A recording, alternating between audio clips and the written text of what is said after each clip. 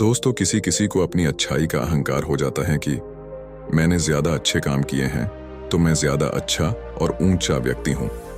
आज की कहानी भी इसी बारे में है, जब एक व्यक्ति इसी अहंकार में डूबा था, जिसे खुद के विषय में यह गलत फहमी थी कि उसे हर चीज का ज्ञान है। वह अमीरी गरीबी के आधार पर लोगों से भेदभाव भी करने लगा था। जानते हैं कैसे उसे स्वयं के अज्ञान से गौतम बुद्ध ने मुक्त कराया। बात बहुत पुराने समय की है। किसी गांव में एक रामू नाम का एक व्यक्ति था। उसके पास धन की कोई कमी नहीं थी। जब भी वह किसी गरीब व्यक्ति को देखता, उसके मन में यह भाव आता, इन लोगों ने पिछले जन्म में बहुत बुरे कर्म किए होंगे, तभी तो इनकी ये दुर्दशा है। वह हर दिन मंदिर जाया करता और मंदिर के पास बैठे भिखारियों को दान भी दिया करता था। एक बार की बात है, रामू के नौकर ने उससे कहा, साहब मुझे कल की छुट्टी चाहिए। रामू बोला, क्यों, क्या बात हो गई, तुम्हें छुट्टी क्यों चाहिए? नौकर बोला, मुझे गौतम बुद्ध के पास जाना है, उनके पास जाकर मुझे शांति मिलती है। रामू बोला, तुम भी उन्हें सुनने जाते हो, तुम्हें तो उनकी ज्ञान भरी बातें समझ नहीं आती होंगी। नौकर बोला, नहीं, मुझे सब समझ आता है। उन्हें समझना उन लोगों के लिए जटिल है जो अपना अहंकार लेकर जाते हैं, जो उनके सामने झुक कर जाते हैं। उन्हें बड़ी आसानी से उनकी बात समझ में आ जाती है। रामू बोला, तुम कहीं भी चले जाओ, मुझसे ज्यादा नहीं जान पाओगे। ज्ञान का अधिकार ईश्वर ने मुझे दिया है, तभी तो उनकी कृपा से मैं धनवान हूं और तुम निर्धन हो। नौकर बोला, ज्ञान का धन और निर्धनता से क्या लेना देना? यह सुनकर रामू को क्रोध आ गया। वे सोचने लगा, यह नौकर होकर मुझे ज्ञान दे रहा है। अपने क्रोध को भीतर दबाते हुए रामू कहने लगा, ठीक है, जहां जाना है जाओ। रामू के मन में भी आया कि मैं भी बुद्ध के पास जाऊं, पर फिर वह यह सोचकर रुक गया कि क्या मुझे शोभा देगा मैं उसी जगह पर जाऊं जहां मेरा नौकर जाता है? नौकर और मालिक एक साथ अगल बगल में बैठकर ध्यान सुनेंगे? नहीं नहीं, ऐसा सोचकर उसने खुद को रोक लिया। अगले दिन नौकर बुद्ध के पास प्रवचन सुनने चला गया। उसी दिन रामू का दोस्त उससे मिलने आया। उसने रामू से कहा, मैं बुद्ध के वचन सुनने जा रहा हूं, तुम भी साथ चलो। रामू ने मना कर दिया, पर दोस्त के बहुत जोर देने पर उसे जाना पड़ा।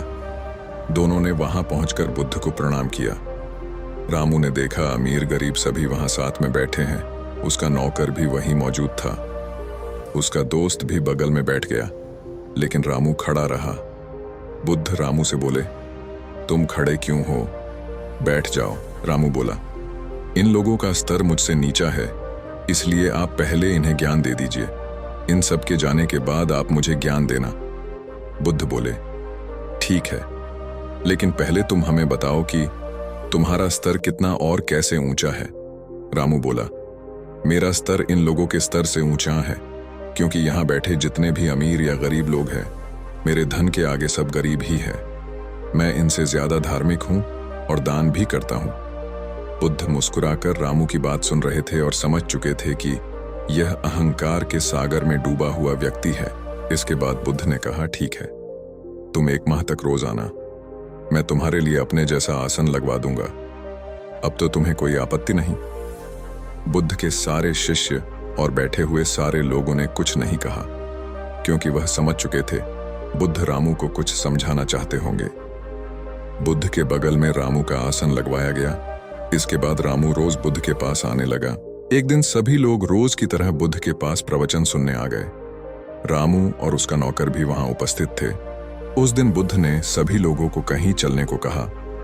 बुद्ध के साथ सभी लोग पैदल चलने लगे। चलते चलते दोपहर हो गई और वे सब थक गए। रास्ते में दूर दूर तक कोई भी इंसान, घर, तालाब कुछ भी नहीं दिखाई दे रहा था।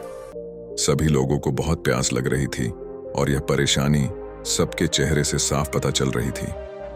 सभी लोगों ने बुद्ध की तरफ देखा।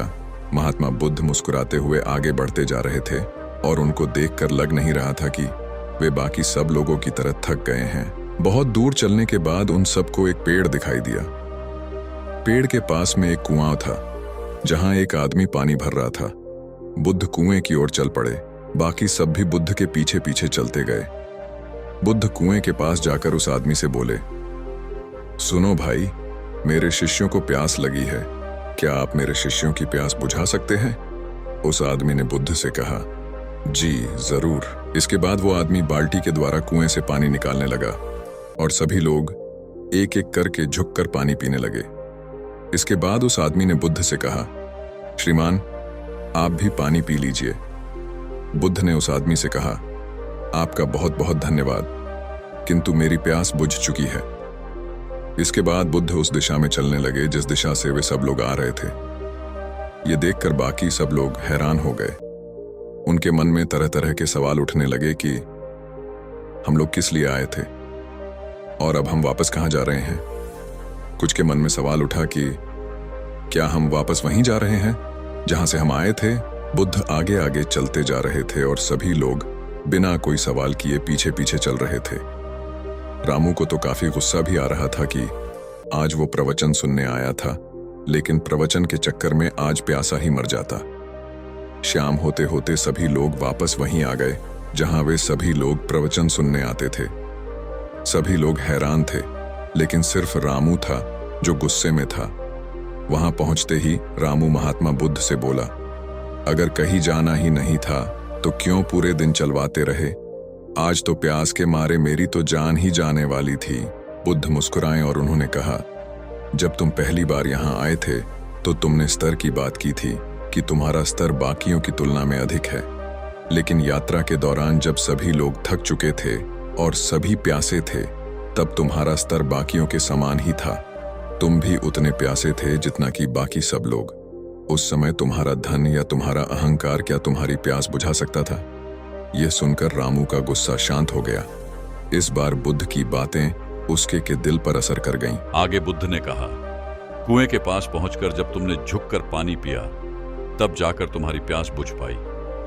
अगर तुम वहां भी अपने अहंकार की बात मानकर नहीं झुकते तो प्यासे ही रह जाते। इसी तरह अगर किसी इंसान को ज्ञान की लालसा है तो उसे अपने अहंकार को दूर रखकर विनम्रता से झुकना होगा, तभी उसे ज्ञान की प्राप्ति होती है। रामू के मन का मैल धीरे धीरे कटने लगा। वह हल्का महसूस करने लगा। बुद्ध ने कहा, जीवन में ज्ञान की प्राप्ति तब होती है जब वह अपने अहंकार को त्याग दे। उसे अमीर गरीब, ऊंचे नीचे से कोई फर्क न पड़े। वह हर मनुष्य को ऐसे देखें जैसे वह स्वयं को देखता है। जब मनुष्य को सचमुच ज्ञान होता है तब वह समय की धारा से आगे निकल जाता है। उसे समय का भान ही नहीं होता। रामू को ऐसे लगा कि जैसे यह बातें उसी के लिए है और वह सच में कुछ समझने लगा है। उसने अपना आसन छोड़ दिया और बुद्ध के चरणों में गिर गया और रोने लगा। बुद्ध ने कहा, अरे क्या हुआ, तुम रो क्यों रहे हो। रामू ने कहा, सब सच ही कहते हैं, आप ज्ञान के भंडार हैं। आपने मेरे अहंकार को चूर चूर कर दिया है। मैं सच में समझने लगा हूं कि भले ही मनुष्य अमीर या गरीब हो, लेकिन उसकी समस्याएं लगभग एक ही होती हैं। अहंकार के कारण ही सारे दुख उत्पन्न होते हैं। इससे संबंधित सारे गुण रहस्य आप मुझे बता चुके हैं। मैं इस आसन पर बैठने योग्य नहीं हूं, मुझे अपनी शरण में ले लो।